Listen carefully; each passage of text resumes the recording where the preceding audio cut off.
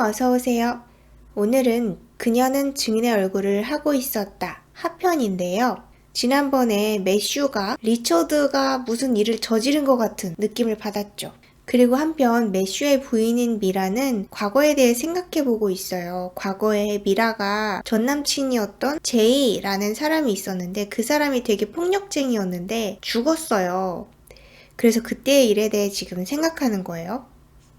한 주 동안 제이는 정말로 반성했고 심지어 하얀색 장미까지 사다 줬다.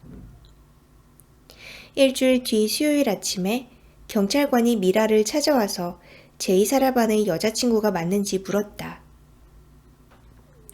그러고는 제이가 죽었다는 소식을 전해주었다. 미라 다음으로 제이가 가장 자랑스러워하던 소유물인 그의 BMW 안에서 숨진 채 발견되었는데 창문을 통해 배기관에 파이프를 연결해 배기가스를 들이마시는 방법으로 자살했다고 했다. 유서는 남기지 않았다.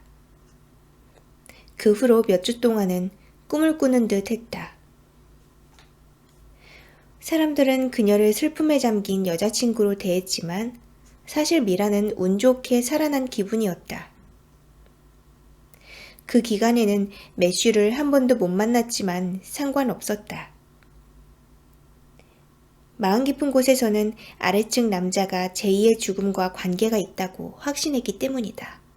이때 마지막으로 제이가 왜 그렇게 폭력을 썼었냐면 매슈가 미라의 아랫집 남자였거든요.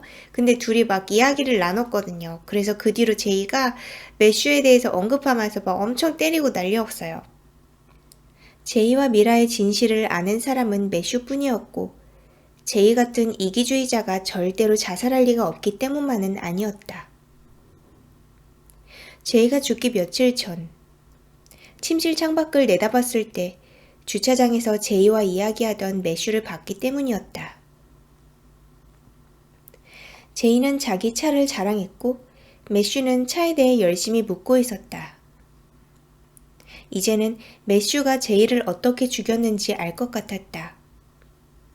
제이의 BMW에 관심을 보였다가 제이가 죽던 날 밤에 아파트를 나서던 제이를 붙잡고 당시 차로 드라이브나 할까요? 같은 말을 했겠지.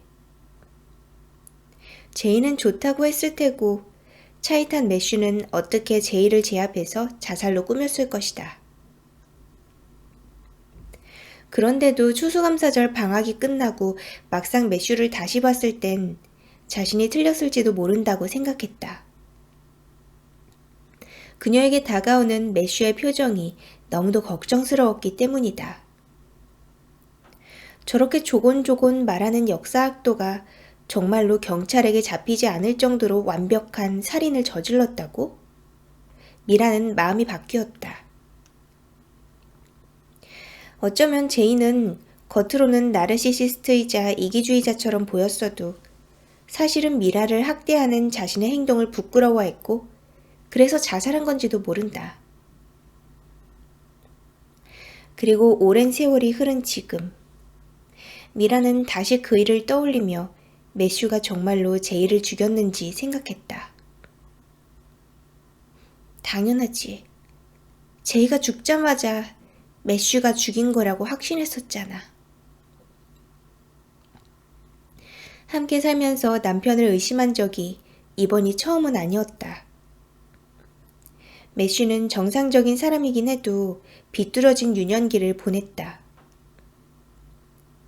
그의 어린 시절 이야기를 자주 듣진 못했지만 어쩌다 듣게 되면 예전에 위층에서 제이가 그녀를 학대하는 소리가 틀림없이 매슈에게는 부모로부터 받은 학대를 떠올리게 했을 거라는 생각이 들었다.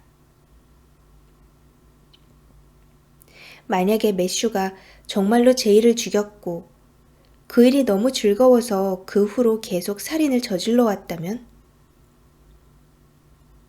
옆집에 사는 해는 매슈가 자기 제자인 더스틴 밀러를 죽였다고 믿었다. 사실 미라는 그 사건이 기억났다. 미라는 이러는 자신이 싫었지만 더스틴 밀러가 살해된 정확한 날짜를 찾아보았다. 2년 반 전의 봄이었다. 이번에는 자신의 업무 일정이 적힌 달력을 확인해 보았다. 그 주 내내 자기는 출장 때문에 캔자스시티에 가 있었다. 평소에 얼마나 출장을 자주 다니는지 생각해보면 별 의미는 없었다. 하지만 그때 출장을 가지 않았더라면 훨씬 기뻤으리라.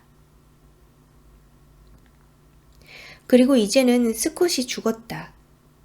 하지만 그때는 출장을 가지 않았다. 출장은 안 갔지. 다만 남편이 계속 술을 권하는 바람에 의식을 잃었었지. 알고 보니 매슈는 스콧과 연고가 있었다. 남이나 다름없긴 했지만 스콧은 매슈의 동료 교사인 미셸의 전 남자친구였다. 미셸이 매슈에게 남자친구에 대해 말한 걸까? 안 좋은 이야기라도 했을까? 매슈는 남자만 죽여. 여자를 함부로 대하는 남자들을 죽이지. 난 어떻게 해야 하지? 미라는 생각했다. 매슈가 정말로 살인자일 가능성이 있는 거라면 난 어떻게 해야 할까? 경찰에 신고해야 할까? 아니, 매슈는 날 구했어. 그는 연쇄살인범이라기보단 자경단이었다. 그리고 헨과 매슈가 이야기를 나누고 있어요. 헨은 집에서 이야기를 하고 있어요. 왜 로이드에 대해서 그렇게 말했던 거예요? 헨이 물었다. 매슈는 잠시 어리둥절한 표정이더니 이내 대답했다. 정말로 바람을 피우고 있었나 보네요. 그게 무슨 뜻인지 모르겠네요. 헨이 말했다. 그러니까 여자를 만날 때마다, 말 그대로 여자를 만날 때마다요. 그 여자와 섹스를 할지 말지 곧장 결정하는 사람인 겁니다. 남자들은 그래요. 마음속으로 여자들의 옷을 벗기고 상대방도 자기와 같은 생각을 하는지 궁금해하죠. 그날 우리 부부와 저녁 식사를 함께한 뒤에 당신 남편이 내 아내를 상대로 고심하며 소설을 썼을 거라고 장담합니다. 당신과 내가 동시에 집을 비운다면 무슨 일이 생길까 궁금해하면서요. 아마 그들은 저녁 식사를 함께하고 섹스를 하고 다른 사람에게는 절대 말하지 않기로 약속하겠죠. 당신 남편은 아주 상세하게 상상했을 겁니다. 로이드는 바람을 피우지 않았어요. 그렇군요. 그러니까 그 일을 해치지 말아요. 알았어요? 매슈의 표정이 진지해지더니 그가 말했다. 사실 난 이 일을 그만둘 겁니다. 당신이 원하는 것도 그거잖아요. 그래서 어제 나랑 만난 거고요. 내가 범인이라는 사실을 경찰이 믿게 하지 못한다면 날 설득해서 살인을 멈추게 하겠다는 게 당신의 계획 아닌가요? 그런 마음도 있긴 했죠. 동시에 당신이 하려는 말을 듣고 싶기도 했고요. 우린 이상한 관계죠. 당신은 나에게 무엇이든 말할 수 있고 난 그 이야기를 아무에게도 못하고요. 그래요. 아주 이상한 관계죠. 덕분에 난 홀가분하고요. 그때 문이 활짝 열리고 베란다로 로이드가 들어왔다. 그의 시선이 헨에게서 흔들 의자에 앉아있는 매슈에게로 향했다. 나 왔어. 로이드가 말했다. 일찍 왔네. 자기도 모르게 헨의 입에서 그런 말이 튀어나왔다. 내 문자 못 받았어? 휴대전화는 집 안에 있어. 매슈는 자리에서 일어났고 로이드는 그에게로 몸을 돌렸다. 안녕하세요, 매슈. 안녕하세요. 그냥 잠깐 들린 겁니다. 서로 오해를 풀려고요. 로이드는 헨을 돌아보며 양 눈썹을 치켜 세웠다. 그래요? 이만 가봐야겠습니다. 얘기 즐거웠어요, 헨. 만나서 반가웠어요, 로이드. 매슈는 그렇게 말하고는 방충망이 달린 문을 밀치고 재빨리 자기 집으로 걸어갔다. 로이드는 계속 헨을 바라보며 말했다. 이거 지금 뭐 하자는 거야? 당신은 조애너와 바람을 피웠어. 헨이 말했다. 그러고 나서 매슈는 미셸의 집으로 갔어요. 리처드가 남기고 간 미셸네 집 열쇠를 들고 찾아갔죠. 매슈는 나무로 만든 문에 귀를 대보았지만 아무 소리도 들리지 않았다. 노크하려다가 열쇠를 사용했다. 왠지 모르게 만약 미셸이 지금까지 집에 있다면 죽었을 거라는 확신이 들었기 때문이다. 이제 매슈의 유일한 희망은 미셸이 집에 없는 것이다. 그녀가 물건을 다 챙겨서 떠난 뒤 부모님 집에 안전하게 도착했고 리처드는 살인자가 아니길 바랐다. 매슈는 현관문을 밀쳤다. 냄새만으로도 최악의 사태가 벌어졌다는 걸 알 수 있었지만 그래도 눈으로 직접 확인하자고 마음먹었다. 침실에서는 한층 강한 냄새가 풍겼고 눈이 완전히 적응되기 전에 매슈는 순간적으로 퀸 사이즈의 침대 머리맡 벽에 테피스트리가 걸려있는 줄 알았다. 하지만 그것은 테피스트리가 아니었다. 피로 그린 두 개의 높이 솟은 호였다. 두 개의 아치가 검은 피를 뚝뚝 흘리고 있었다. 침대에는 밖에서 들어오는 불빛을 받아 검게 반짝거리는 피가 흥건히 고여 있었고 그 안에 미셸이 누워 있었다. 한편 다음 날 이른 새벽 헨의 집이에요. 헨은 침대에 누워서 침실에 여명이 가득 차는 것을 지켜보았다. 로이드는 아래층 소파에 있었다. 사실 선택할 수 있다면 헨은 자기가 소파에서 자고 싶었다.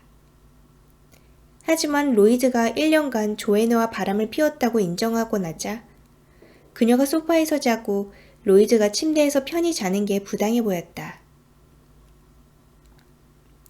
힘들고 지치는 밤이었다.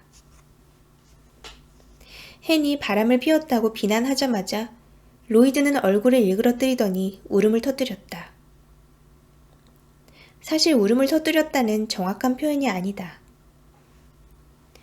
로이드는 허리를 숙이더니 흐느끼기 시작했고 귀에 거슬리는 꺽꺽 소리는 헨의 짜증을 돋을 뿐이었다. 10분 정도 기다린 후에야 제대로 대화할 수 있었다. 헨은 진실을 전부 알고 싶다고 했고 로이드는 눈물과 콧물로 범벅이 된 얼굴을 거듭 끄덕였다. 그들은 거실에 앉았고 로이드는 말문을 열었다. 그나저나 우린 헤어졌어. 지난 주말에 로베 파티에 간다고 했을 때 사실은 노샘프턴에서 조애너를 만난 거야. 그리고 우리 둘 다 동의했지. 어떻게 끝났는지는 관심 없어, 로이드. 왜 시작됐는지가 궁금해. 그래서 로이드는 이야기를 들려주었다. 둘의 관계는 1년 전 조애너가 로브의 모닥불 파티에 오고 로이드가 혼자 그 파티에 갔을 때 시작되었다.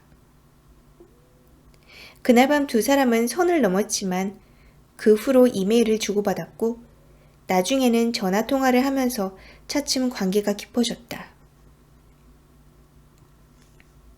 헨은 둘의 관계가 정말로 끝났다는 로이드의 말도 믿을 수 있었다.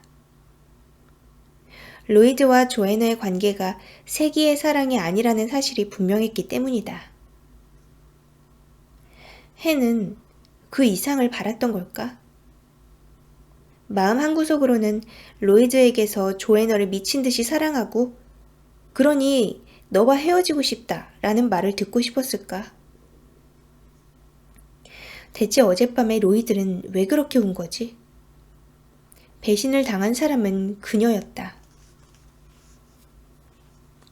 아래층에 내려갔더니 소파에는 아무도 없었고 담요 한 장이 바닥에 떨어져 있었다.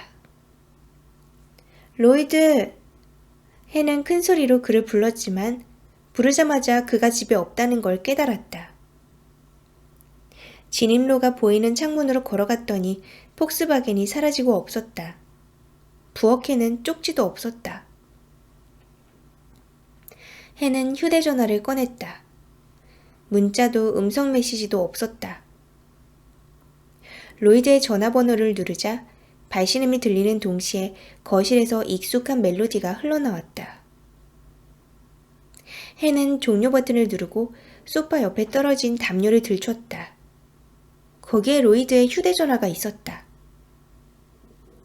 이젠 정말로 걱정이 되었다.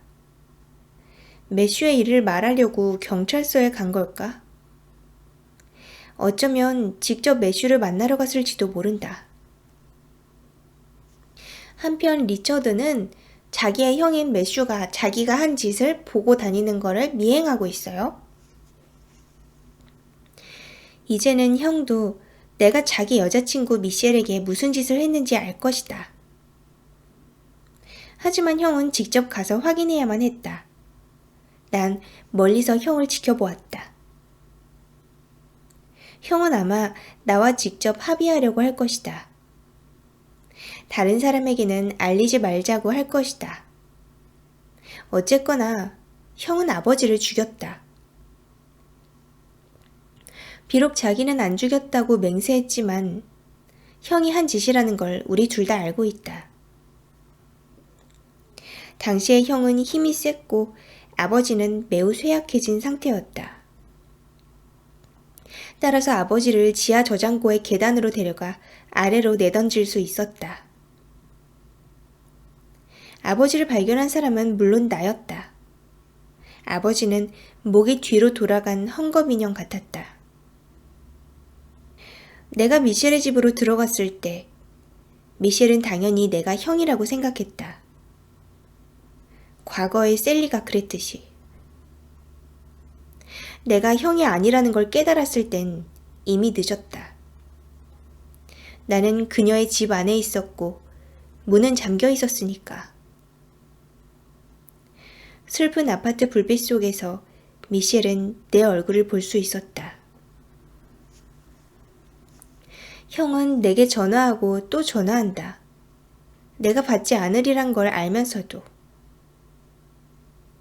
형이 미셸의 집에서 나왔을 때 나도 형을 따라 집으로 갔다. 형은 차에서 내려 갈망하는 듯한 눈으로 옆집을 바라보았다. 대체 옆집 여자에게는 무슨 이야기를 한 걸까? 정말로 형의 관심을 끌고 싶었다면 미셸이 아닌 다른 여자를 죽였어야 했다.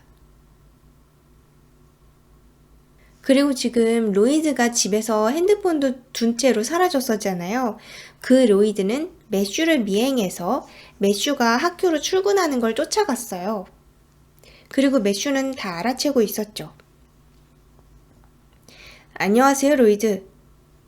매슈는 긴장한 티를 내지 않으려고 노력하며 미소 지었다. 로이드는 놀란 듯 했다. 무슨 말을 하고 싶은지 제대로 준비가 안 된 사람처럼. 그러더니 차문을 닫고 말했다. 내 아내에게 접근하지 마. 매슈는 웃음이 나는 걸 참을 수 없었다. 예상한 그대로였다. 난 다 알아. 네가 우리 아내한테 무슨 말을 했는지 안다고. 해는 경찰에게 전부 말할 거야. 넌 이제 끝났어. 난 헨에게 접근하지 말라는 말을 하려고 온 거야. 안 그랬다간 더 큰 곤경에 빠질 줄 알아? 매슈는 차분해지면서도 익숙한 기쁨이 밀려드는 것을 느꼈다. 그는 단호하게 로이드를 향해 걸어갔다. 로이드가 어떻게 해야 할지 모른 채 눈동자를 좌우로 움직이며 겁에 질리는 모습을 바라보았다. 로이드와의 거리가 한 발짝으로 줄어들었을 때 로이드가 주먹을 날렸다. 강하지만 느린 주먹은 매슈의 왼쪽 귀 위쪽을 서투르게 때렸다. 매슈는 로이드의 멱살을 잡고 오른발로 로이드의 다리를 걸어 넘어뜨렸다. 하지만 로이드가 바닥에 너무 세게 쓰러지지 않도록 멱살을 붙잡고 있었다. 로이드는 자유로운 왼팔로 매슈의 목을 움켜잡더니 머리카락 밑에 살갗을 긁었다. 별로 아프진 않았다. 매슈는 뼈가 부러지지 않도록 조심하며 로이드의 가슴을 더 세게 눌렀고 마침내 로이드는 산소 부족으로 기절했다. 매슈는 로이드의 머리에서 머리카락을 뽑았다. 로이드의 눈꺼풀이 떨리더니 그가 기침을 했다. 다시 로이드의 가슴에 올라타서 좀 더 있기만 하면 로이드는 이승을 떠나 저승으로 갈 것이다. 지극히 간단하고 만족스럽게 죽일 수 있다. 하지만 매슈는 머리카락을 주머니에 넣고 피아트에 올라타 학교 앞쪽으로 가서 늘 주차하는 자리에 차를 세웠다. 첫 수업이 시작하려면 20분 남았다. 지금 매슈가 왜 로이드의 머리카락을 뽑았냐면요. 리처드가 미셸을 살해해버렸잖아요. 근데 안 그래도 매슈는 여러모로 의심을 받고 있었는데 리처드가 한 일이 역시나 매슈에게도 위협적인 일이 될 수 있기 때문에 로이드한테 뒤집어 씌우려고 하고 있어요. 그래서 로이드의 머리카락을 뽑아다가 미셸의 집안에 넣어놓고 오려고요. 그러고선 기절초풍했던 로이드는 헨에게로 돌아왔죠. 로이드는 다시 울었고 헨은 정말 내키진 않았지만 그의 등을 다독이며 무서웠겠다고 위로해 주었다. 경찰에 신고할래? 아니야, 안 할 거야. 전혀 도움도 안 될 거고. 미행한 사람도 나고 먼저 때린 사람도 나야. 그놈은 그저 방어했을 뿐이라고. 아니, 생각해보니까 그냥 여길 떠나야 될 것 같아. 회사에 전화해서 급한 일이 생겼으니까 휴가를 내겠다고 말할게. 차 타고 어디로든 떠나자. 메인주는 어때? 그쪽에 있는 호텔에서 일주일간 쉴 수도 있어. 우리 관계도 개선하고. 어때? 헨은 고개를 저었다. 모르겠어, 로이드. 그래봤자 어차피 여기로 다시 돌아와야 하잖아. 그리고 내가 우리 관계를 개선하고 싶은지도 아직 모르겠고. 자기가 직접 겪어보더니 이제는 매슈가 위험하단 걸 믿나 보네. 나에겐 해야 할 일이 있어. 이 책 마감을 지켜야 된다고. 작업실에 가야 해. 지금 그까짓 게 문제야? 당신이 작업실에 갈 거면 나도 같이 가겠어. 그건 안 돼, 로이드. 내가 작업실에 혼자 있는 것보다 당신 혼자 여기 남는 게 훨씬 더 위험해. 로이드는 눈살을 찌푸렸다. 그게 무슨 뜻이야? 매슈는 날 해치지 않을 거야. 우린 서로를 알아. 이 문제에서는 날 믿어. 당신 아무래도 제정신이 아닌 것 같아. 지금 뭔가 잘못됐다고. 약은 먹었어? 그리고 매슈한테 경찰한테서 전화가 왔었어요. 뭐 동생 리처드의 소식을 좀 아는 게 있느냐 뭐 이런 것들이었어요. 그래서 매슈가 급하게 도망갈 기회를 주기 위해 리처드에게 또 연락을 했죠. 어이 형님, 리처드가 말했다. 맙소사, 드디어 받았군. 내가 좀 바빴어. 그리고 형이 뭐라고 할지 뻔했고. 아닐걸, 리처드? 그들이 널 쫓고 있어. 경찰이 쫓고 있다고. 방금 형사랑 통화했어. 경찰이 날 쫓는다면 형도 쫓는 거야. 알지? 그래, 알아. 그러니까 우리가 입을 맞춰야 해. 미셸의 아파트에서 증거로 나올 만한 거 있어? 지금 경찰들이 거기 가 있어. 모든 섬유를 다 채취하고 핏자국을 다 조사할 거라고. 지금 왜 이렇게 됐냐면요. 이 사람이 로이드한테 뒤집어 씌우려고 미셸의 집으로 가봤지만 이미 늦은 거였어요. 경찰들이 이미 그 안에 들어가 있었죠. 그래서 조작을 하진 못했어요. 리처드는 한동안 말이 없더니 마침내 입을 열었다. 형도 거기 있었잖아. 그걸 네가 어떻게 알아? 내가 봤으니까.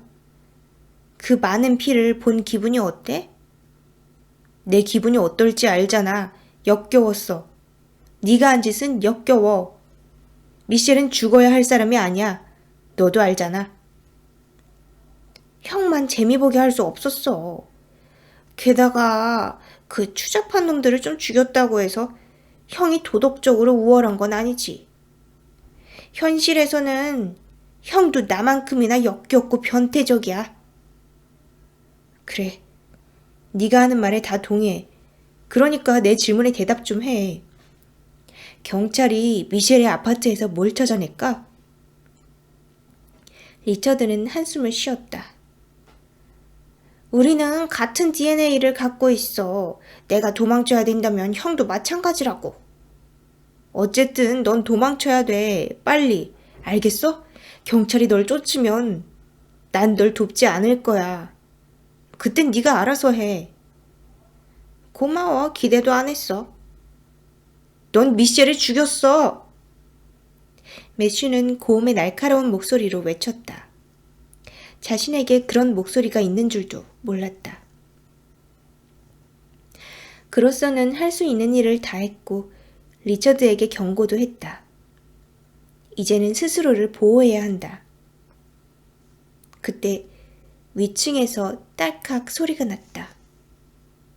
희미했지만 똑똑히 들렸다.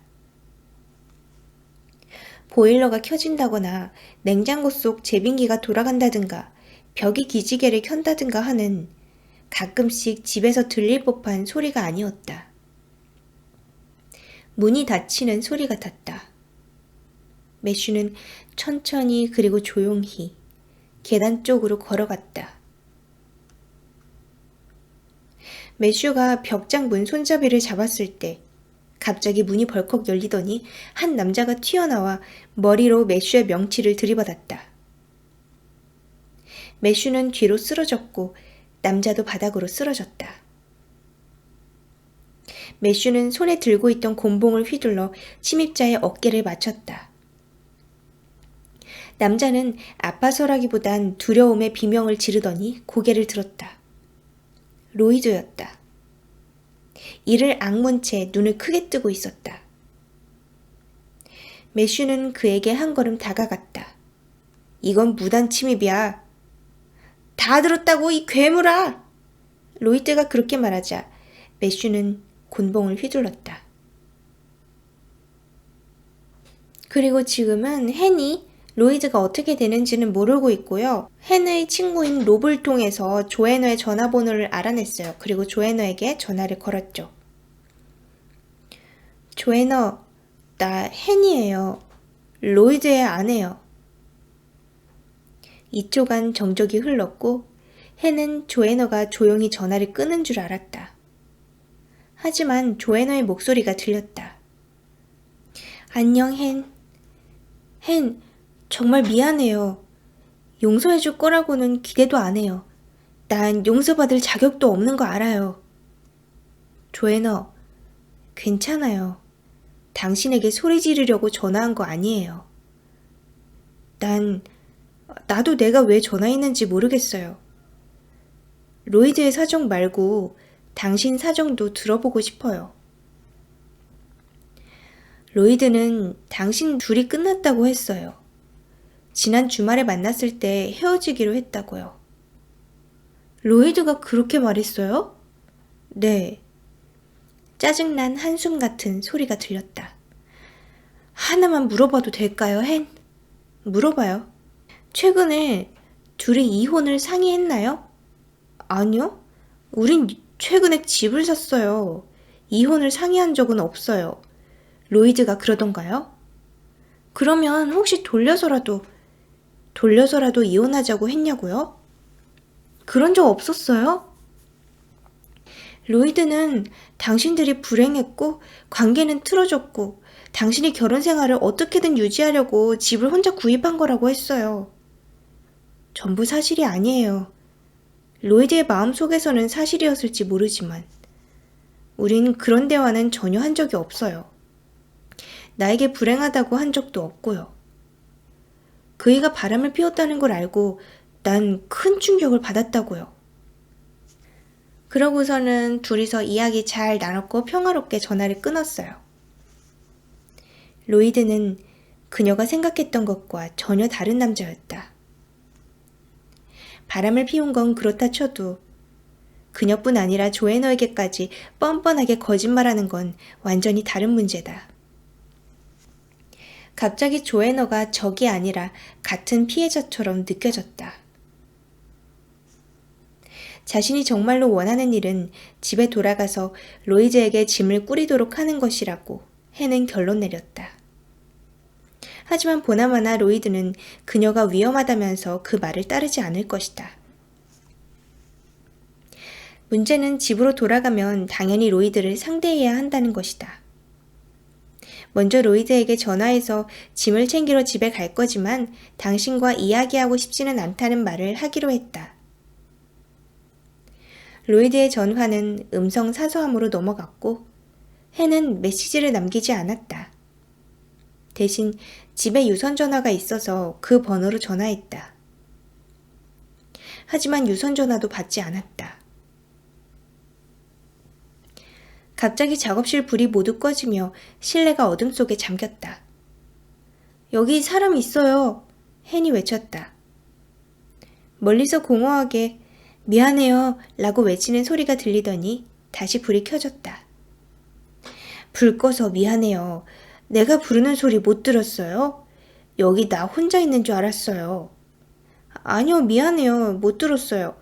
제가 마지막인가요? 나갈 때 잊지 않고 불 끌게요. 헨이 의자 등받이에 걸쳐둔 청재킷을 집어들고 스케치북을 가방에 넣은 다음 작업실 불을 끄려는데 복도를 걸어오는 발소리가 들렸다. 유마가 다시 돌아왔나? 유마는 좀 전에 그 불 껐다는 사람이에요? 아니다. 이 발소리는 더 크고 무거웠다. 헨은 스위치 위에 손을 올린 채 발소리가 어디로 향하는지 귀를 기울였다. 누구세요? 라고 외칠까 하다가 멈칫했다. 발소리는 그녀의 작업실 쪽으로 오고 있었다. 이번에는 매슈의 부인인 미라가 집에 도착했어요. 아까 매슈와 로이드가 싸움을 벌였었죠. 그 집에서. 현관문을 밀었더니 활짝 열렸다. 차가 없었으니 그가 집에 없으리란 건 알고 있었지만 그래도 미라는 집 안으로 들어가며 매슈의 이름을 불렀다. 아무 대답도 없었다. 미라는 매슈의 서재로 갔다.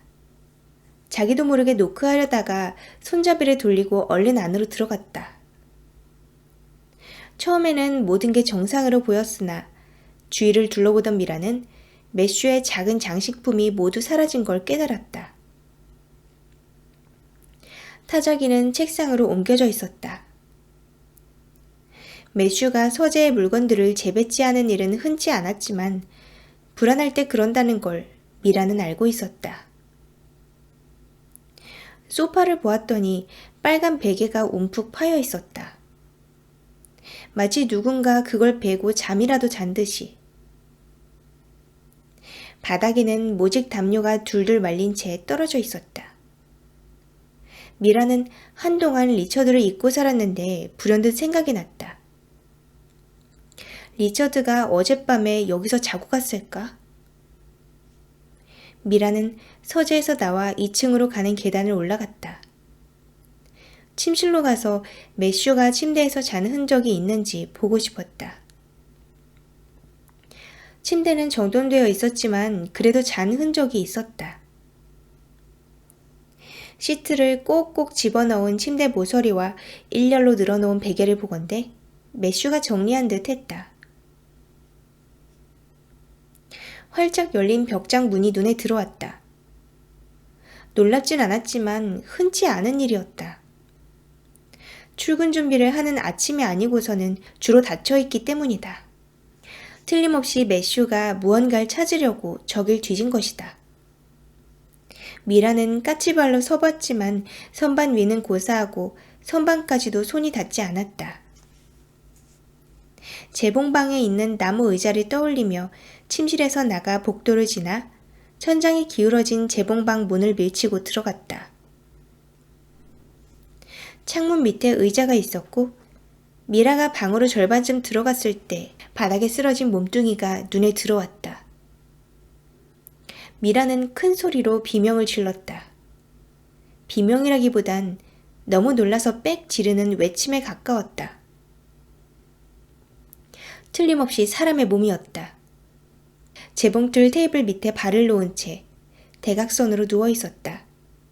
하지만 몸 전체가 머리부터 발끝까지 접착 테이프로 감겨 있어서 누군지는 알 수가 없었다. 마치 은색 미라 같았다. 미라는 몸을 떨며 빠르게 2걸음 다가가 바닥에 무릎을 꿇고 양손을 몸뚱이의 가슴에 대보았다. 납작한 가슴과 덩치로 보아 남자라는 건 알 수 있었지만 움직임이 전혀 없었고 심장도 뛰지 않았다. 가까이서 보니 머리 부근에 감긴 접착 테이프 사이로 피가 배어나와 있었다. 911에 전화하자. 미라는 그렇게 생각하고 침대에 두고 온 휴대전화를 떠올렸다. 하지만 이 테이프에 감겨있는 사람이 누구인지 알아야 했다. 매슈인지 아닌지 알아야 했다. 미라는 죽은 남자의 얼굴 한가운데를 가로지르는 테이프의 끈적한 끝부분을 찾아내 잡아당겼다. 그리고 리처드는 자기 집에 가서 캐리어에 자기 지금 도망갈 짐을 다 꾸렸고요. 그리고 집에는 기름을 쳐가지고 다 불태워버렸어요. 그리고 나갔죠. 그래서 어디로 직행했냐? 헨의 작업실로 왔어요. 리처드는 스튜디오에서 한 블록 떨어진 골목 옆에 차를 세워두고 걸어갔다. 뒷문 앞에 서 있은 지 30분이 지났고 하늘에 구름이 쌓이더니 마침내 금속 문의 손잡이가 돌아갔다. 리처드는 손에 휴대전화를 든 채 재빨리 문으로 걸어갔다. 짧은 회색 머리의 여자가 문을 열고 나왔다. 안녕하세요. 문 좀 잡아주시겠어요? 리처드가 여자에게 다가가며 말했다. 여자는 의심스런 눈으로 리처드를 바라보았지만 그래도 부탁대로 문을 잡고 있었다. 헨을 만나러 왔습니다. 리처드는 그렇게 말하며 전화를 들어올렸다. 리처드는 고맙다고 말하고 여자를 지나쳤고 그의 뒤로 문이 닫혔다. 여자는 조금 전의 일을 언제까지 기억할까? 아마 죽을 때까지 잊지 못할 것이다. 리처드는 헨리에타의 작업실을 향해 걸어갔다. 굳이 발소리를 내지 않으려고 조심하지도 않았다. 그가 여기에 왔다는 걸 헨리에타가 알든 모르든 상관없었다. 여기에는 그들 둘뿐이었고 헨은 아무것도 할 수 없었다. 그때 작업실 문이 열리고 헨이 예쁜 머리를 내밀며 그를 바라보았다. 리처드는 계속 걸어갔다. 안녕 매슈. 헨이 약간 확신이 없는 목소리로 말했다. 난 매슈가 아니야. 리처드가 말했다. 헨은 도망가려다가 멈칫했다. 도망가면 죽어. 머릿속에서 그렇게 말하는 목소리가 들렸기 때문이다. 그래서 대신 복도로 나가 방금 자기는 매슈가 아니라고 한 남자와 마주했다. 하지만 매슈가 맞았다. 약간 다르긴 했다. 눈빛이 조금 달랐고 걸음걸이와 머리 모양도 약간 달랐다. 당신 누구죠? 헨이 물었다. 난 리처드야. 우린 정식으로 만난 적이 없지. 네, 그러네요. 헨은 온몸이 차가워졌지만 머리는 차분하게 돌아가며 상황을 파악하려 했다. 매슈는 어디 있죠? 매슈? 알게 뭐야. 어디 있든지 말든지. 리처드가 한 발짝 다가오자 천장에 달린 등의 불빛을 받아 그의 얼굴이 훤히 보였다. 리처드는 매슈의 쌍둥이인 건가? 헨은 그렇게 생각했다. 하지만 그때 리처드의 입 아래쪽에 흉터가 보였다. 그걸 본 헨은 리처드라는 동생은 없다는 걸 깨달았다. 작업실을 구경하고 싶네. 그 지저분한 그림들을 만들어내는 공간이 보고 싶어. 사실 난 가봐야 돼요. 헨은 그렇게 말했다. 어쩌면 매슈는 그녀를 순순히 보내줄지도 모른다. 하지만 헨이 나가려고 하자마자 매슈가 손을 앞으로 내밀더니 그녀의 멱살을 잡아 엄지와 검지로 목을 세게 졸랐다. 헨은 발길질하며 그의 사타구니를 차려고 했지만 대신 정강이를 찼다. 그의 얼굴이 일그러지고 입술은 벌어졌지만 그는 이를 악물고 있었으며 여전히 헨의 목을 잡은 채 그녀를 작업실 안으로 밀쳤다. 그리고는 다시 그녀를 얼마나 세게 밀었는지 헨은 뒤로 날아갔다가 카펫이 깔린 바닥에 떨어져 주르륵 미끄러졌다. 헨은 몸을 일으켜 뒤로 물러나 의자에 몸을 기댔다. 작업실을 둘러보는 매슈의 눈이 휙휙 돌아갔다. 둘러보세요. 헨이 말했다. 먼저 나랑 섹스하고 싶지 않아? 매슈가 활짝 웃으며 말했다. 눈동자가 이리저리 움직였다. 우린 방금 만났어요, 리처드. 왜 내가 당신과 섹스를 할 거라고 생각하죠? 헨은 아무 생각 없이 말했다. 그의 눈동자가 그녀에게 멈췄다. 매슈는 재미있다는 표정이었고 헨은 자신이 제대로 말했다는 걸 깨달았다. 헨이 그를 리처드로 대해준다면, 그의 관심을 끈다면 시간을 벌 수 있을 것이다. 그리고 시간을 벌면 도망칠 수도 있을 것이다. 그래서 시간을 버는 이야기를 하고 있었죠. 당신은 매슈와 뭐가 그렇게 다르죠? 난 매슈를 잘 알게 됐는데 그 사람은 신사인 것 같던데요? 매슈가 활짝 웃었다. 잇몸이 보일 정도로. 형은 사람을 죽여. 알아요. 매슈에게 들었어요. 하지만 여자는 절대 죽이지 않고 오로지 여자를 해치는 남자들만 죽인다고 했어요. 그래서 매슈가 신사라는 거예요. 형은 마마보야. 너 그냥 날 계속 떠들게 하려는 거지? 그동안에 네가 나보다 빨리 뛸 수 있을지 아닐지 계산하려고. 헨은 억지로 미소를 지으며 말했다. 그런 면도 없진 않죠. 난 당신이 무서워요. 당신도 알 거예요. 하지만 궁금하기도 해요. 당신은 형과 천양지판이고 난 그 이유가 알고 싶어요. 같은 부모 밑에서 자랐잖아요. 우린 그렇게 다르지 않아. 형은 고상하고 선량한 척하지만 마음 깊은 곳에선 아버지와 똑같지. 못된 생각을 하고 있어. 당신에게도 그런 생각을 품었을 거야.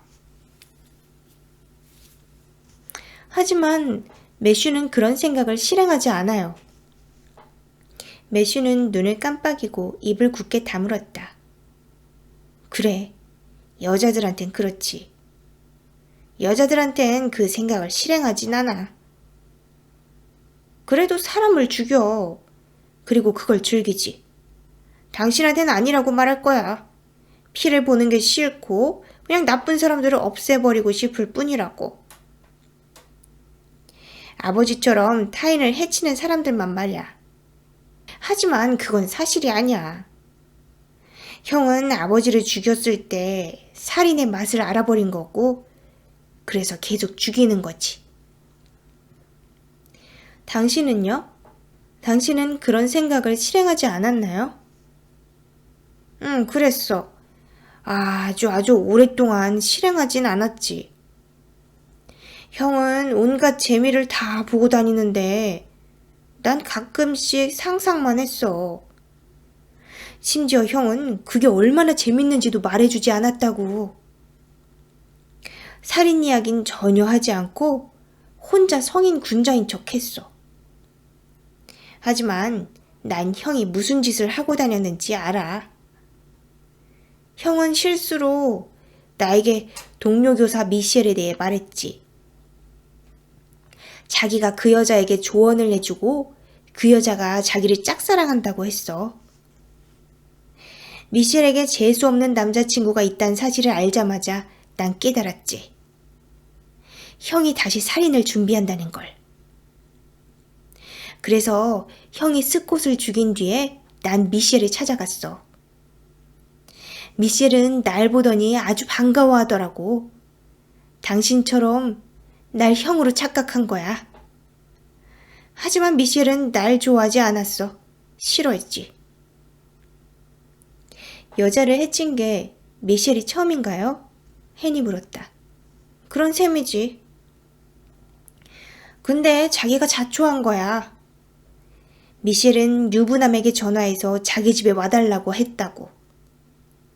부인이 출장 간 걸 알고서 말이야. 그냥 이야기할 상대가 필요했는지도 모르죠. 그런 건 없어. 미셸은 매슈와 단 둘이 있고 싶어 했어. 형의 물건을 빨아주려고 말이야.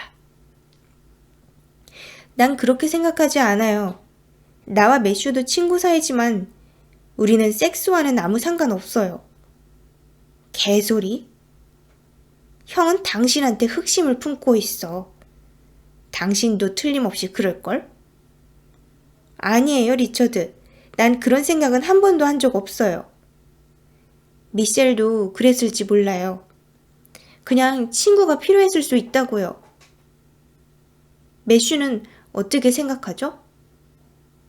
뭘? 매슈도 미셸이 죽어 마땅하다고 생각하냐고요. 형도 미셸의 실체를 알아. 하지만 난 매슈의 생각을 알고 싶어요. 형의 생각을 나한테 말해줄 수 있어요? 매슈와 잠깐만 이야기할 수 있을까요? 안 돼. 왜요? 오래 이야기하지 않아도 돼요. 잠깐만 얘기할게요. 매슈에게 할 말이 있어요. 할 말이 뭔데? 매슈가 물었다. 마지막으로 매슈와 얘기했을 때 우리 집 베란다에서 말이에요. 그때 매슈가 살인을 멈추고 싶다고, 이젠 끝났다고 했어요. 그 말이 진심인지 알고 싶어요. 내게 사실을 말한 건지 알고 싶다고요. 사실이 아니야. 하지만 매슈의 입으로 직접 듣고 싶어요. 당신을 통해서 듣고 싶지 않아요. 형은 여기 없어. 매슈는 그렇게 말하고 턱을 가슴으로 끌어내리며 침을 꿀꺽 삼켰다. 마치 토하지 않으려고 참는 사람 같았다. 아니요, 형은 여기 어딘가에 있어요. 잠깐이라도 좋으니까 형과 이야기하게 해줘요. 네가 무슨 꿍꿍인지 알아? 내가 무슨 꿍꿍인데요? 형과 이야기하게 되면 형을 잘 설득해서 여길 빠져나갈 수 있을 거라고 생각하는 거지. 형이라면 널 순순히 보내줄 거라고 말이야. 그럼 넌 밖으로 나가서 경찰에게 다 말하겠지. 해는 잠시 뜸을 들이며 뭐라고 대답하는 게 제일 좋을지 고민했다. 계속 솔직하게 말해. 그게 효과적이다. 경찰에게 다 말할 거예요. 당신 말이 맞아요. 그리고 여기서 나가고 싶은 것도 사실이고요. 난 아직은 죽고 싶지 않아요. 하지만 당신이나 매슈를 해치지도 않을 거예요. 당신들 둘 다 마음 깊은 곳에선 살인을 멈추고 싶어 한다고 생각해요. 당신들은 그게 잘못된 일이라는 걸 알고 있어요. 다 끝났다는 것도요. 매슈는 겁쟁이야. 아마 당신을 보내줄 거야. 매슈는 강한 사람이니까요. 당신도 강해요.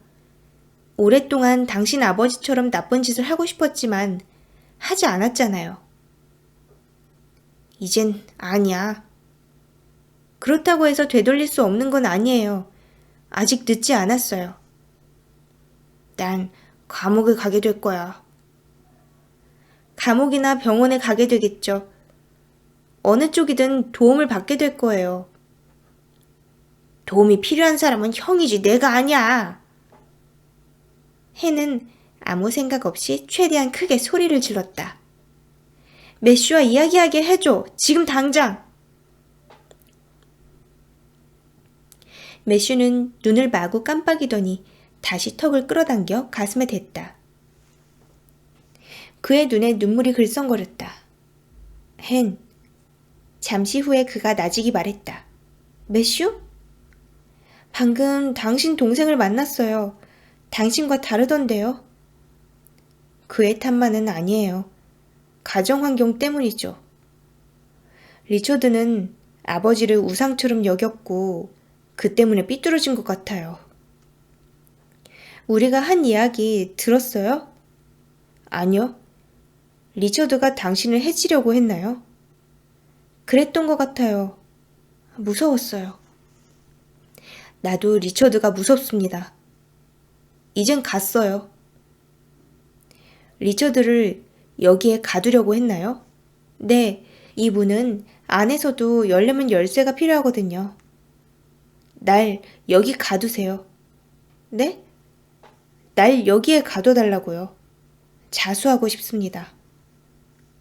정말이에요? 제발 그렇게 하세요. 내 마음이 바뀌기 전에. 헨은 의자에서 일어났다. 이제는 다리도 떨렸다. 알았어요. 날 너무 오래 가둬두진 마세요. 곧 사람을 보낼 거죠? 네, 곧바로 보낼게요. 로이드 일은 미안해요. 로이드가 우리 집에 무단 침입했어요. 네? 오늘 오후에 집에 돌아와 보니까 로이드가 우리 집 2층에 숨어 있었어요. 내가 범인이라는 증거를 찾으려고 했던 것 같아요. 아마도 펜싱 트로피를 찾으려고 했나 봅니다. 로이드가 죽었나요? 매슈는 코로 숨을 내쉬었다. 미안해요. 하지만 로이드가 우리 집에 무단 침입했어요. 헨은 문 밖으로 나간 다음 문을 닫았다. 그리고는 출구 쪽으로 달려갔다. 그리고 매슈가 잡혀갔고요. 신문을 받고 있어요. 당신 동생이 미셸을 죽였다고요? 네. 그걸 어떻게 알죠? 리처드가 저에게 말했습니다. 미셸을 죽인 뒤에 우리 집으로 와서 미셸의 아파트 열쇠를 두고 갔죠. 저에게 자기가 한 짓을 알린 겁니다. 저를 비웃은 거예요. 전 그 열쇠로 미셸의 아파트에 들어갔습니다. 동생이 무슨 짓을 했는지 확인해야 했어요. 미셸은 리처드를 그라고 생각했을 것이다. 그가 자신을 위로해주러 왔다고. 어쩌면 사랑을 나누러 왔다고. 지금 리처드는 어디 있죠? 매슈는 머뭇거렸다. 리처드는 자고 있습니다. 마침내 매슈가 말했다. 자고 있다고요? 네. 어디서 자고 있죠? 매슈는 자기도 모르게 인상을 썼다. 사실대로 말해야 한다. 정확하게는 뭐라고 해야 될지 모르겠네요. 리처드는 자고 있다고밖에는 말할 수 없습니다. 그리고 로이드를 죽인 얘기도 하고 있어요. 매슈가 죽인 이야기. 로이드는 왜 접착 테이프로 그렇게 둘둘 감아놓았죠? 로이드의 머리에서 피가 많이 흘렀어요. 내가 때린 자리에서요. 그래서 접착 테이프를 썼죠. 처음에는 얼굴만 감았는데 그냥 전신을 다 감자는 생각이 들었습니다. 그게 나아 보였어요. 그래서 전신을 다 감은 다음에 곧장 헨리에타의 작업실로 가서 그녀를 협박했나요? 그건 내가 아닙니다. 리처드가 한 짓이에요. 내가 오늘 왜 여기까지 왔는지 알아요? 헨이 나에게 전화로 말해준 것 중엔 당신의 동생 리처드 얘기도 있었습니다. 당신이 동생 얘기를 꺼냈고 동생을 걱정한다고 그러더군요. 헨은 무서웠나 봅니다. 그래서 내가 조사해봤죠. 당신 부모님의 죽음과 관련된 경찰 조서가 있는데 두 군데 다 당신 이름만 있었어요. 어디에도 당신의 동생은 적혀있지 않더군요. 당신에게는 형제 자매가 없어요. 당신 아버지의 죽음을 조사했던 형사에게도 전화를 해봤습니다. 지금은 은퇴했지만 그 사건을 기억하고 있더군요. 당신이 아버지의 죽음과 연관이 있다고 생각했기 때문이라고 했습니다. 그걸 결코 증명할 순 없었지만요. 그분께 당신이 외아들이냐고 물었더니 그렇다고 하더군요. 리처드라는 동생이 있긴 했지만 어릴 때 죽었다고 했습니다. 유아 돌연사라고요. 당신이 말하는 리처드가 그 아이인가요? 리처드는 죽지 않았습니다. 헷갈리네요. 헨의 작업실에 간 게 리처드라면 어떻게 당신이 거기에 있었던 거죠? 내가 거기로 어떻게 갔는진 기억나지 않습니다. 모두 리처드가 한 짓이니까요. 그러고 나서 리처드는 잠들어 버렸어요. 난 그 애와 얘기도 못했습니다. 솔직히 말하면 리처드와 얘기하고 싶지도 않고요. 평생 다시는 그 애와 얘기하지 못한다고 해도 행복할 겁니다. 그들은 취조실에서 나갔고 매슈는 다시 혼자 남았다. 갑자기 심한 피로가 밀려왔다. 말하고 설명하는 게 너무 피곤했다. 이제 수많은 사람이 그와 이야기하고 싶어 할 터였다. 절대 재판이 열리지 않도록 모든 걸 자백할 것이다. 하지만 그렇다고 해서 신문에 기사가 실리는 것까지 막을 순 없다. 사립학교에 인기 있는 역사 교사가 연쇄살인으로 유죄 판결. 아니, 그보다 더 심할 것이다. 사립학교 교사, 알고 보니 정신병자. 그 점이 제일 걸렸다. 그가 정말로 리처드를 통제할 수 없다는 사실을 아무도 이해하지 못하리라는 점이. 사람들은 그가 연기한다고 생각할 것이다. 혹은 리처드가 하는 짓을 그도 알고 있다고. 리처드를 막을 수 있었는데 막지 않은 거라고 생각할 것이다. 매슈는 결코 그들을 이해시키지 못할 것이다. 그때 헨의 작업실에 있었던 이후 처음으로 리처드가 입을 열었다. 그럼 내가 사람들한테 설명할게. 매슈는 아무 말도 하지 않았다. 지금은 리처드와 이야기하고 싶지 않았다. 형은 좀 쉬어. 지친 거 알아. 잠깐 낮잠을 자고 나면 훨씬 좋을 거야. 안 그래? 더는 너와 이야기하고 싶지 않아. 매슈는 그렇게 말했다가 자신이 그 말을 입 밖으로 냈다는 걸 깨닫고 테이블 위로 토했다. 몇 주가 지났어요. 헨은 마르티네스 형사에게 전화해 새로운 소식이 있는지 물었다. 아무것도 달라지지 않을 겁니다. 매슈는 아주 오랫동안 병원에 있을 거고 재판은 열리지 않을 거예요. 당신은 증언할 필요 없어요. 이제 전화를 끊고 헨은 매슈이자 리처드가 여기 왔을 때 이제 죽겠구나 생각하며 앉았던 의자를 만져보았다. 그리고는 천이 나달나달한 의자에 스케치북을 내려놓았다. 이미 오늘 한나절은 작업실을 정리하고 쓰레기를 버려야겠다고 마음먹은 터였다.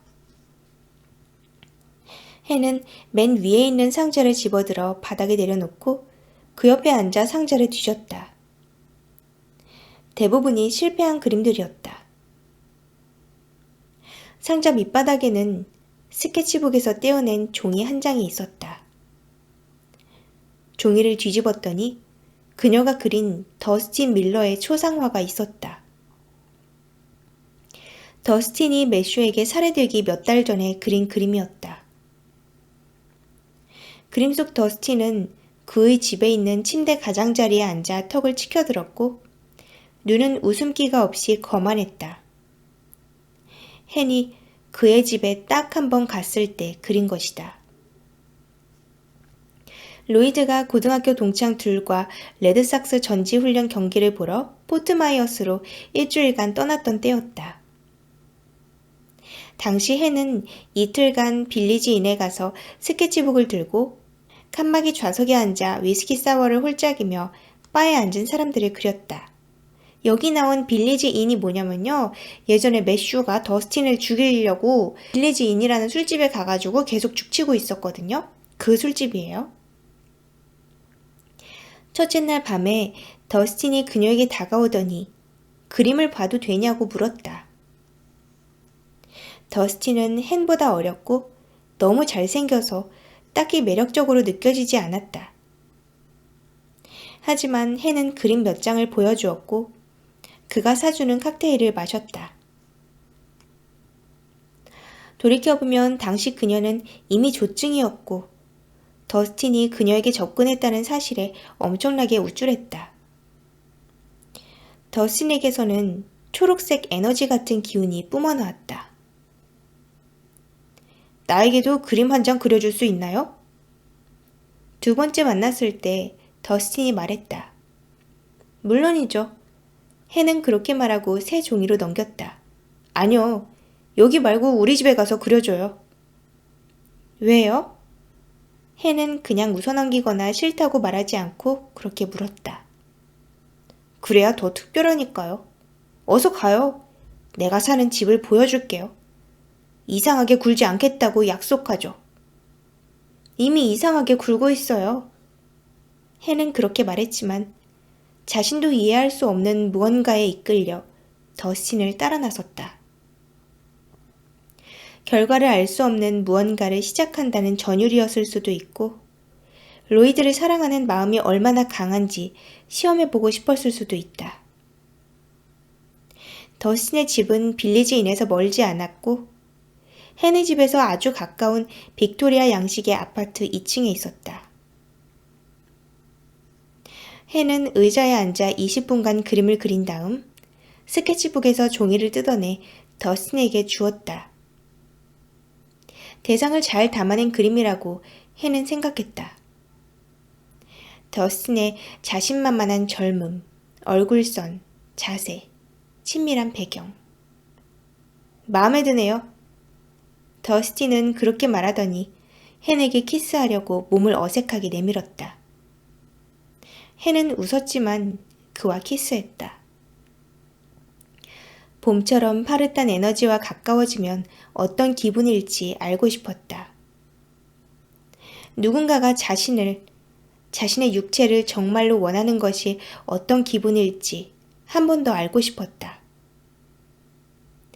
더스틴은 그녀를 훌쩍 들어올리더니 능숙하게 침대에 눕혔다. 그의 큼직한 손은 이미 헨의 상의 속으로 슬그머니 들어와 있었다. 더스틴, 헨이 말했다. 왜요? 난 결혼했어요. 말했어요. 상관없어요. 더 흥분되죠. 잠깐만요. 나 화장실 좀 써야겠어요.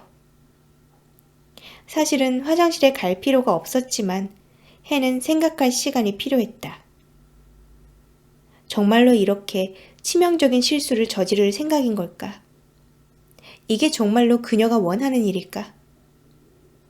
알았어요. 더스틴은 그렇게 말하더니 헨이 욕실로 다가가자 말했다. 마음 바꾸지 마, 씨발려나. 헨은 반사적으로 몸을 빙글 돌렸다. 그 말을 하는 더스틴의 목소리는 완전히 달라져서 방 안에서 다른 사람이 말하는 듯 했다.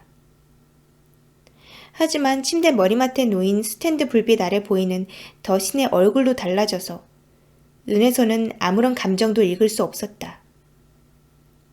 더스틴은 한 손을 청바지 속에 넣어 자위하고 있었다. 금방 나올게요. 헨은 무덤덤하게 말하려고 노력하며 욕실로 들어가서 변기에 앉았다. 욕실에서는 향수 냄새와 지린내가 났다. 억지로 오줌을 누면서 겁내지만 말고 계획을 세워보자고 스스로를 다그쳤다. 그녀는 큰 실수를 저질렀다. 더스틴은 그저 섹스에 굶주린 멍청한 남자가 아니었다. 전혀 차원이 다른 사람이었다. 만약 더스틴에게 그냥 가겠다고 말하면 더스틴은 그녀를 강간할 것이다. 불보듯 뻔했다. 그래도 이 위기를 잘 넘길 수 있다고 해는 생각했다.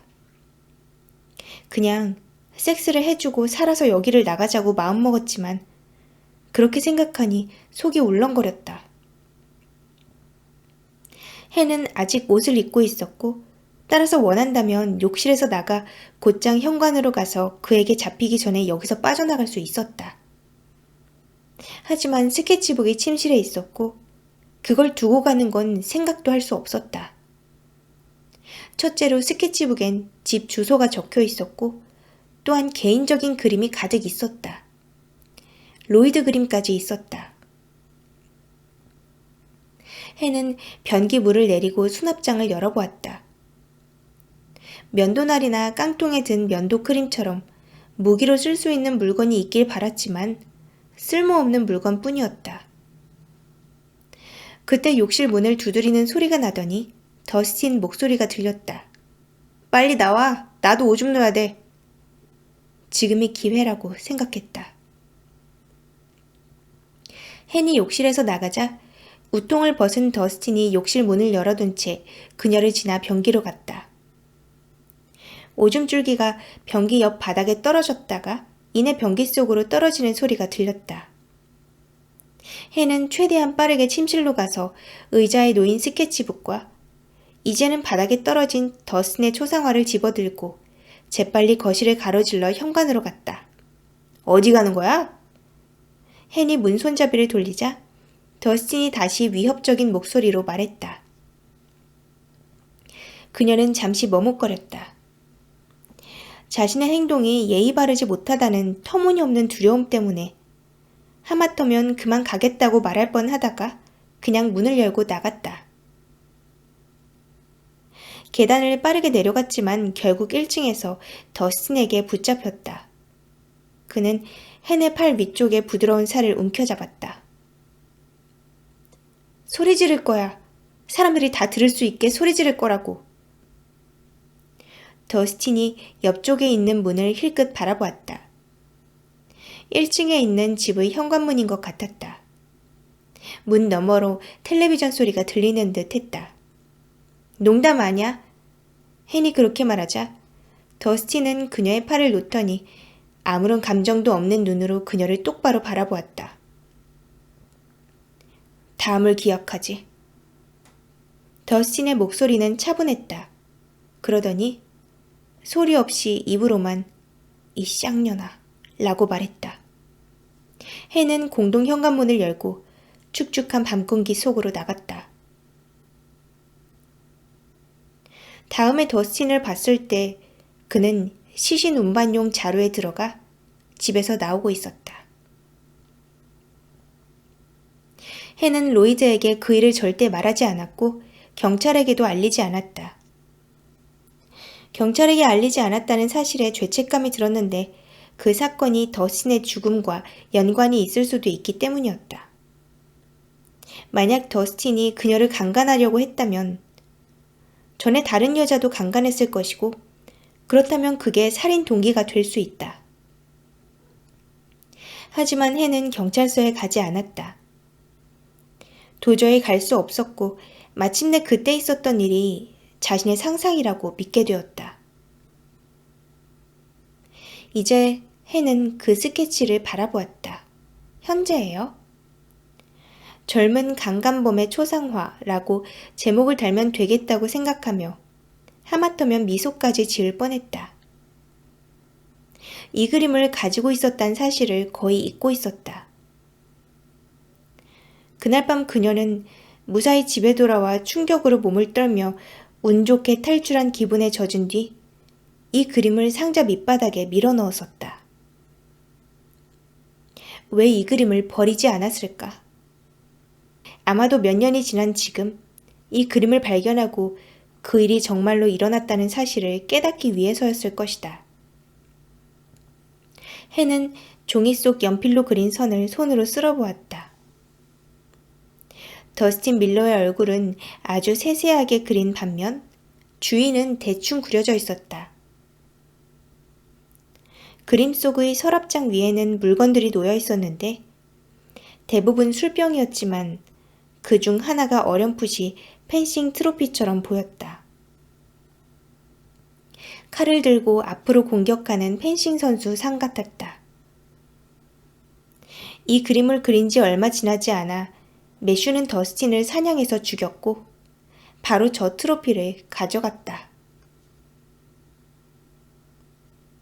돌이켜보면 매슈를 알기 전부터, 그들이 이웃이 되기 전부터 매슈는 이미 그녀의 삶에서 큰 부분을 차지했다.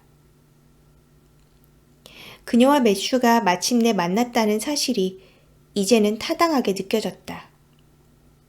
비록 사실은 그렇지 않다는 건 알지만.